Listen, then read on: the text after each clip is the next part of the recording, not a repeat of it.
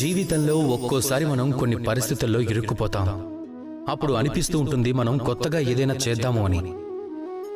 కానీ చేయలేని పరిస్థితి. ఎందుకంటే మనం కొన్ని సాంప్రదాయాలను పాటిస్తూ ఉంటాం.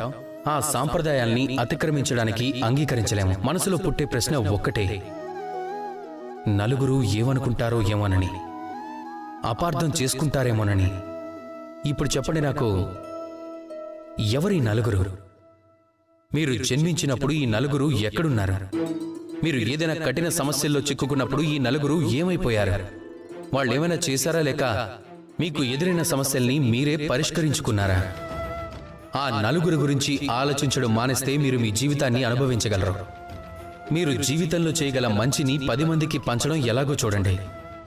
పరిస్థితి ఎదురు తిరిగితే పోరాడండి, అంతేగాని నలుగురు గురించి ఆలోచిస్తూ కూర్చోకండి.